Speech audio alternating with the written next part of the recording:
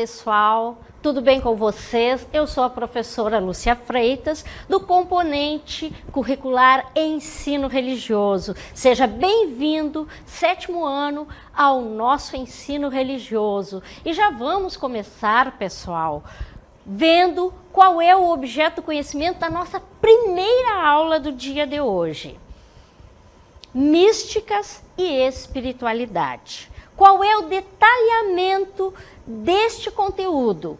Místicas e espiritualidade nas diferentes matrizes religiosas, orientais e ocidentais. Pessoal, queremos registrar aqui que nós esperamos de vocês muita atenção e muita participação ativa. Quando não der para participar, que a transmissão não permitir, participe pelo chat. Mas nós queremos vocês aqui conosco, ok? Então vamos para a nossa aula do dia de hoje?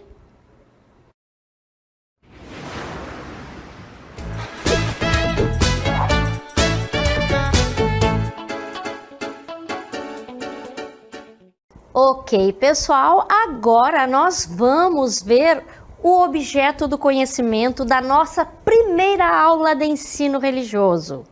Místicas e espiritualidades. Qual vai ser o detalhamento deste conteúdo?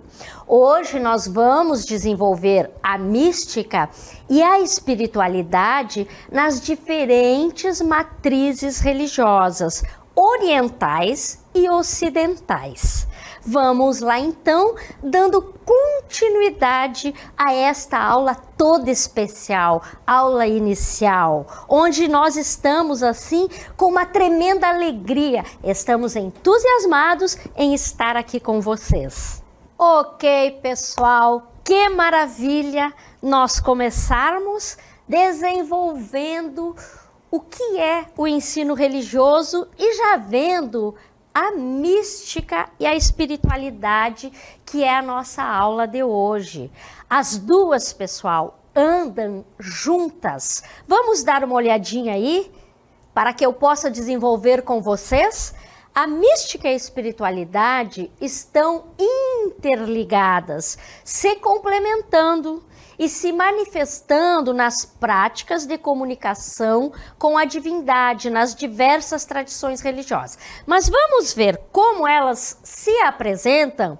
A mística é uma coisa, a espiritualidade é outra, mas elas não vivem uma sem a outra, ok? Então vamos dar uma deixa aqui. O que é a mística? A mística é a essência que vem do âmago do ser, certo? Vamos dar uma olhadinha aí na cartela 1, o que é a mística? Mística é a experiência da vida, completa e não fragmentária. Portanto, gente, mística não é o privilégio de alguns poucos escolhidos, de pessoas iluminadas, mas é a característica humana por excelência. Vou dar um exemplo para vocês, acompanhe aqui comigo. Quando vocês acordam pela manhã, certo? Que vocês olham para o alvorecer e sentem aquele sentimento que dá aquele suspiro vendo o dia amanhecer. Sentem a grandiosidade do momento, sentem que há uma divindade por trás daquele momento. E aí o que acontece? É a mística que está se manifestando. Como assim, professora?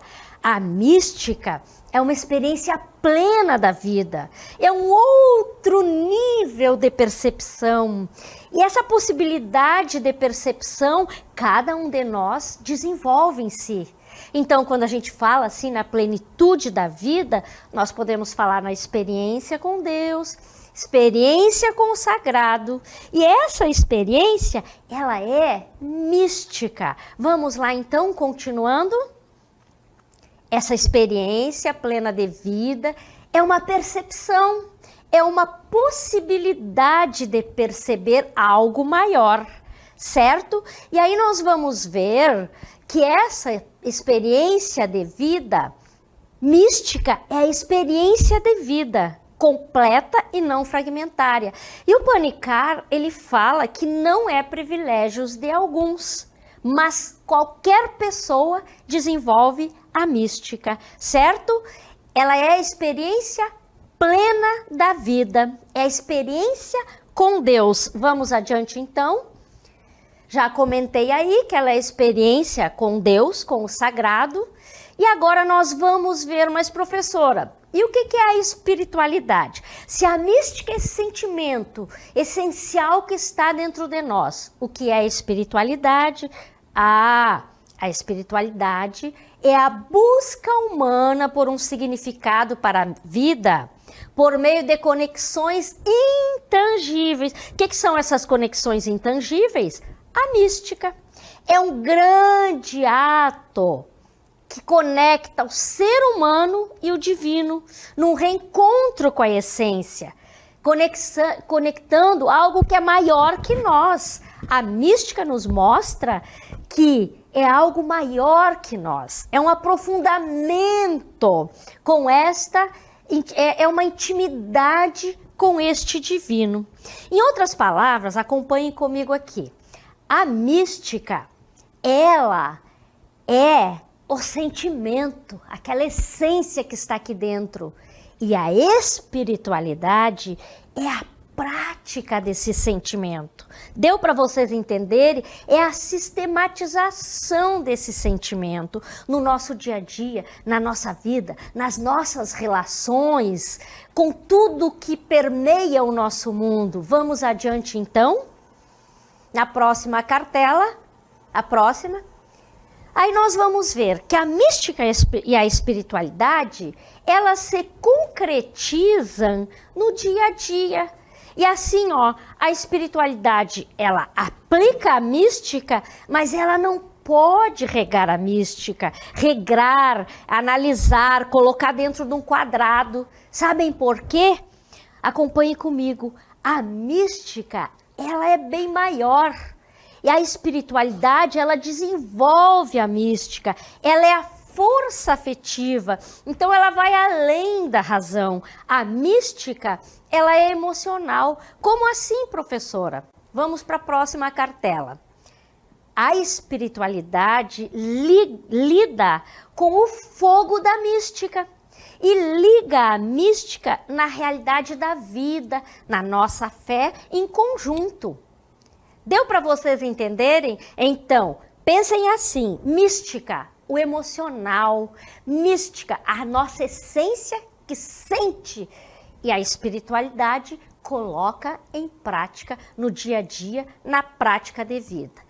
E aí, gente, nós vamos ver que dentro da mística e da espiritualidade existem práticas de comunicação com a divindade, dentro de cada uma das tradições religiosas, certo?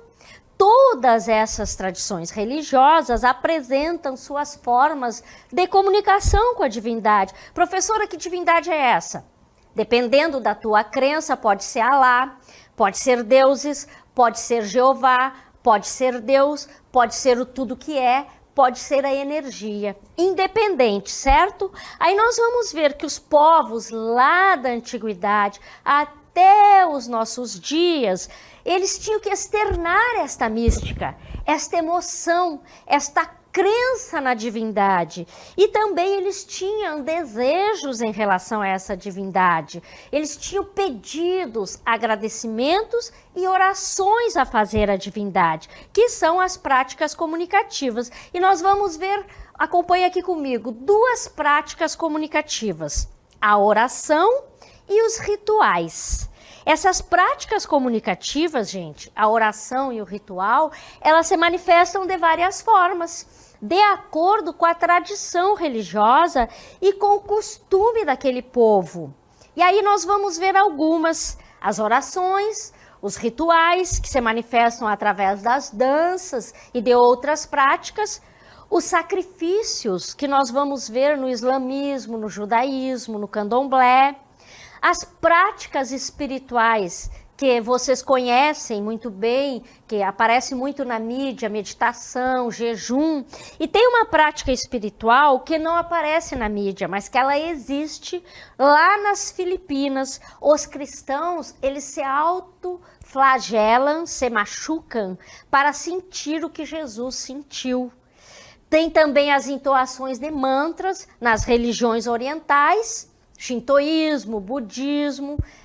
E tem também os cânticos no protestantismo, nas religiões cristãs, dentre outros. Muito bem, agora, pessoal, nós vamos ver essas práticas dentro das religiões orientais, certo? Nós vamos ver dentro de cada uma delas. A visão está destas duas práticas. Uma prática é a oração. A outra prática é o ritual. Todas as religiões trazem essas duas práticas de uma forma ou de outra, umas valorizando mais, outras menos. Por exemplo, nas religiões, a oração, o que ela é? Ela é um elo entre a criatura e o seu Criador, a divindade. Acompanhe aqui comigo, olhem aqui para a minha mão, certo? A minha mão está conectando Criador e criatura. Se conecta através da oração. Esta é uma prática de comunicação. A outra prática de comunicação são os rituais. Mas, professor, o que são os rituais? Os rituais são aqueles gestos que cada tradição religiosa tem para externar a forma como ele se comunica, como ele adora, como ele exalta a divindade. Vamos adiante então.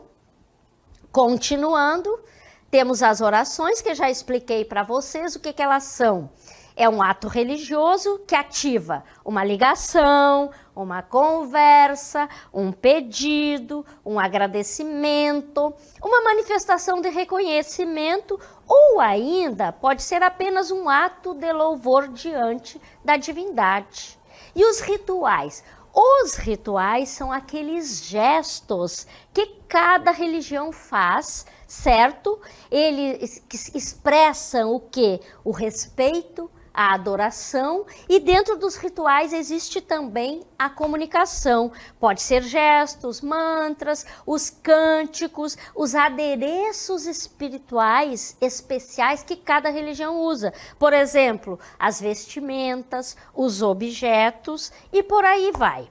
Então vamos olhar o hinduísmo. Como é que se manifesta a religião? Vamos lá. Os hinduístas, eles oram 2 vezes ao dia, ao nascer e ao pôr do sol. Como é que eles fazem isso, professora? Continuando. Existe o livro dos Vedas lá, que são 4 livros sagrados. Lá tem os mantras e eles cantam esses mantras. Mas, professora, por que eles cantam esses mantras? Para atingir um estado de consciência superior.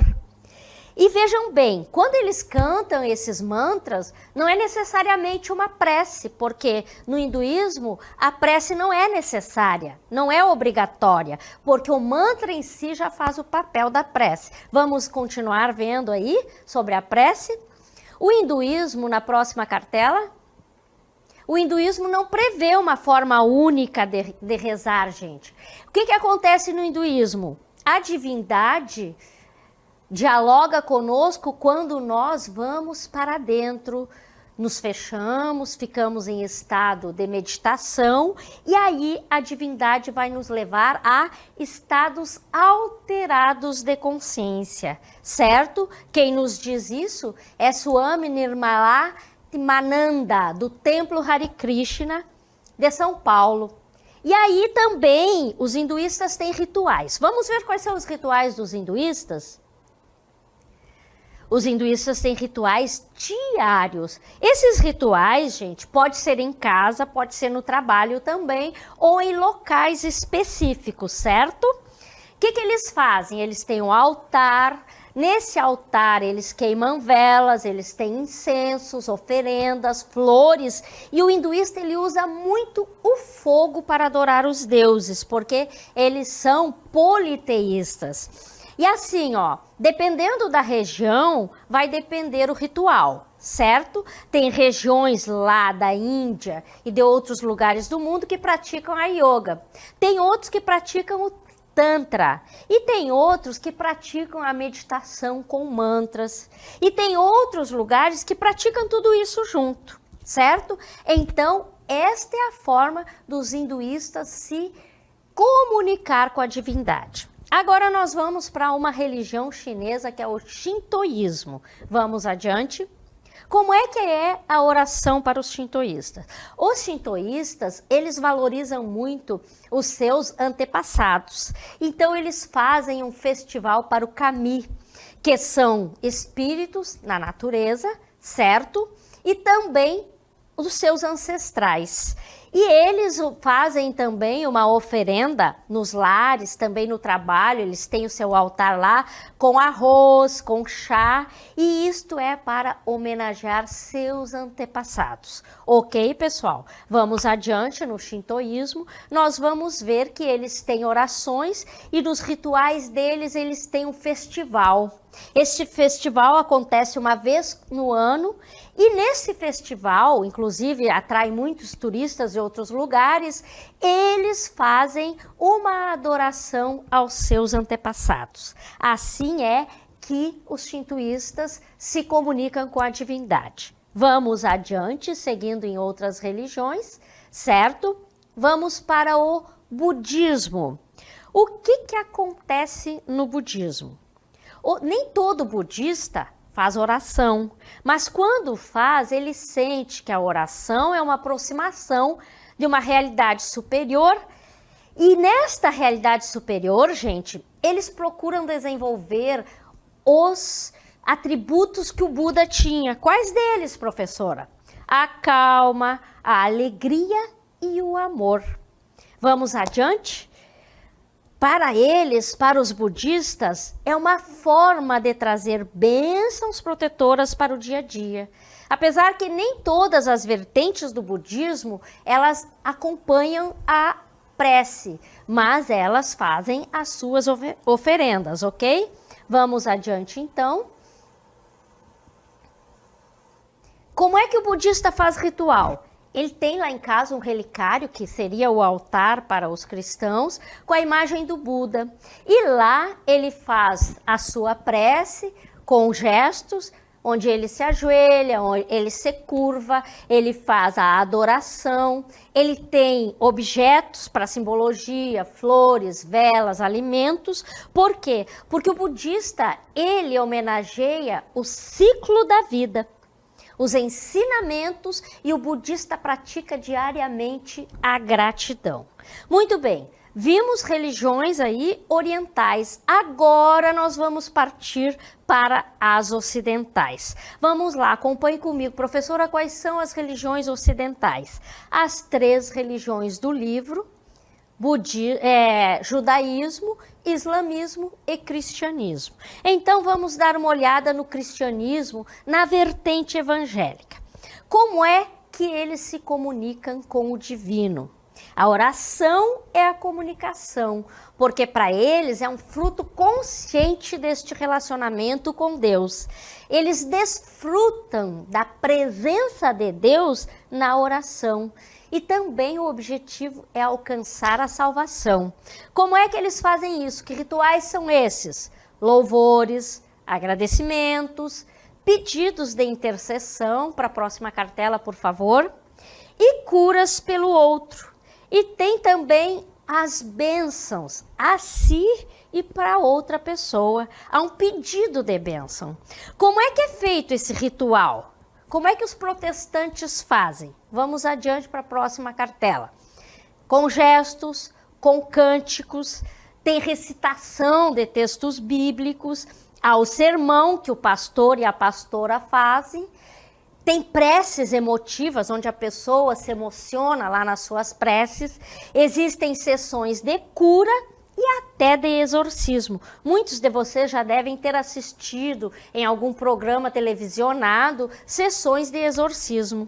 A cura também está presente como forma de comunicação entre o ser humano e o seu Deus. Bom, vimos aí o protestantismo. Agora, como é que essa comunicação se dá no cristianismo? Vamos ver a visão católica.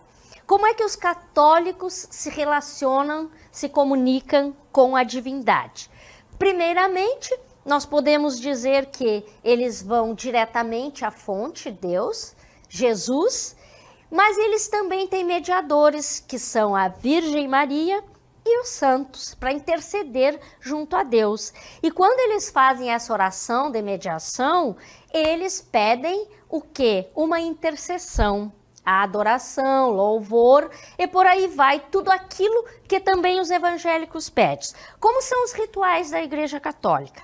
Nós perderíamos muito tempo aqui falando nos rituais do catolicismo, a próxima cartela, por favor, porque são muitos rituais. A Igreja Católica ela é riquíssima em rituais. Tem a liturgia e nela há vários rituais dos sacramentos, a própria missa encerra vários rituais. Ok, pessoal? Vamos agora para a visão judaica. Lá no judaísmo existem tradições que estão assim seculares do judaísmo e elas são trazidas pela Torá. Professor, o que é a Torá? A Torá são os 5 livros sagrados do judaísmo e ela engloba esses livros e elas podem ser dentro da oração seguida pelo perdão. E uma coisa importante, vocês viram que os católicos têm intermediários, mas os judeus não. Eles vão diretamente a Deus através da oração. E eles têm um ritual. Eles não se apresentam perante Deus sem cobrir a cabeça. É um dos rituais deles. Então eles usam o solidel. Vamos lá então? Próxima cartela. O rabino Yehuda Busquila, de São Paulo, ele diz que é obrigatório o uso do solidel. Ó, prestem bem atenção nessa questão aí. O homem tem que ser humilde diante de Deus. Jamais pode entrar na sinagoga mostrando a cabeça. Então, um dos rituais é usar o solidel. E existe também um outro ritual com objetos religiosos. Vamos adiante. A utilização de objetos religiosos. O Sefer da Torá, que são os rolos da Torá. Lá tem toda a lei do judaísmo, considerada a obra mais sagrada do judaísmo. E tem também o uso do tefili. Vocês vão ver esse menino aí com uma caixinha de couro na cabeça e uma corda de couro enrolada no braço. Isto é o tefili, que mostra uma submissão a Deus, da manhã até o pôr do sol. Vamos adiante? Os rabinos defendem que os tefilins sejam colocados diariamente pela manhã com a prece matinal ou pôr do sol, recitando o Shema, que são um dos rituais dos judeus e também os costumes alimentares, que é a alimentação kosher. E nós temos outros rituais que eu vou falar rapidamente para vocês, que nós vamos ver mais aprofundados quando estudarmos os judaísmos. Vamos lá, próxima cartela. É o Brit Milá, que é a circuncisão dos meninos, quando eles fazem 8 anos de vida. O Bar Mitzvah, que representa a iniciação do rapaz. E a Bat Mitzvah, que é a iniciação da menina, a introdução dela na região judaica, a apresentação na sociedade judaica. Certo, pessoal? Agora nós vamos para a religião islâmica. Na religião islâmica existe um conjunto de orações que são diárias, que nós chamamos de salat. São 5 orações diárias e são obrigatórias. Nessas orações, o islâmico, ele vai fazer súplicas. E acompanhe aqui comigo. Essas súplicas, gente, ele vai fazer na língua hebraica. E ele tem que fazer estas súplicas pela manhã, ao meio-dia e à noite, 3 vezes ao dia. Vamos adiante, continuando. O salat, que é o nome que se dá a essas orações, são versículos do Alcorão, o livro sagrado. E tem posições para essas orações. E vocês estão vendo aí as posições para essas orações.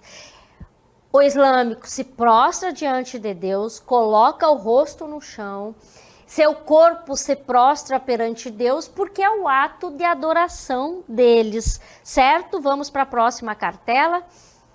No Islã, essa adoração é o ato devocional, que envolve as partes física, mental e espiritual. Vocês viram que não é só o espiritual, certo? Vamos adiante então. No Islã, as orações são coletivas, mas não quer dizer que aquela pessoa, os islâmicos, não possam fazer a sua oração na falta da sua comunidade, na localidade, no íntimo do seu lar, na sua casa, na sua privacidade. Eu posso dizer para vocês, acompanhem aqui comigo, que os islâmicos que eu conheço, pessoal, eles fazem no seu lar, na sua casa, porque muitas vezes estão longe da sua comunidade religiosa, mas não deixam de fazer. Agora, um detalhe importante que eu quero contar para vocês a respeito dos islâmicos. Há rituais no islamismo de sacrifício. Professora, quando é que acontece esse ritual de sacrifício? Agora eu vou me reportar lá para o Antigo Testamento para contar para vocês. Quando Isaac foi chamado para sacrificar o filho lá, vocês lembram? Lá na história da salvação do povo hebreu no Antigo Testamento, foi pedido a ele que ele sacrificasse um cordeiro ou uma cabra. Deus pediu que ele sacrificasse. Deus estava testando a fé e o amor dele com o sacrifício do seu filho. E vocês conhecem a história. Não, ele foi poupado de sacrificar seu filho, mas os islâmicos ainda hoje, lembrando este episódio, fazem a festa do sacrifício. Eles sacrificam muitos animais quando eles vão no Hajj, que é a festa da peregrinação lá em Meca. Nós vamos estudar a peregrinação quando nós estudarmos a fundo o islamismo. Eles vão ver, vocês vão ver que nessa festa há muitos sacrifícios de animais. E aí vocês vão se perguntar, mas professora, não é só o candomblé que sacrifica animais? Não. Nós temos sacrifícios de animais no judaísmo, que é uma das religiões do livro, e temos sacrifícios de animais no islamismo também. E vocês estão vendo aí na imagem vários animais que serão sacrificados. E o que acontece com esses animais? Nesta festa do Hajj, esses animais são sacrificados, as famílias islâmicas trocam presentes entre si e depois os familiares dividem a carne desses animais e também distribuem para os pobres. Mas o sacrifício não deixa de ser feito, certo? Então, para a gente desmistificar essa história de que só o candomblé faz sacrifícios. O judaísmo, quando ele apresenta o rapaz, ele faz sacrifício de um cordeiro. Quando apresenta a moça à sociedade judaica, ele faz sacrifício de uma galinha, certo? E o islamismo faz sacrifício também de um cordeiro. E é importante aí, gente, nós verificarmos que nós temos que trabalhar dentro de nós o nosso preconceito pela falta do conhecimento, certo? Temos que clarear isso aí dentro de nós. Ok, pessoal? Então agora nós já estamos terminando a nossa aula, nosso desenvolvimento da aula de hoje. O que nós vimos aqui? Nós vimos as formas de comunicação com a divindade nestas religiões. Quais foram as formas de comunicação com a divindade, pessoal? A oração e os rituais. Perceberam? Em religiões orientais e religiões ocidentais. As 3 religiões do livro, que depois nós vamos aprofundar mais. Ok, pessoal? E depois nós voltamos para o segundo bloco da nossa aula do dia de hoje, certo?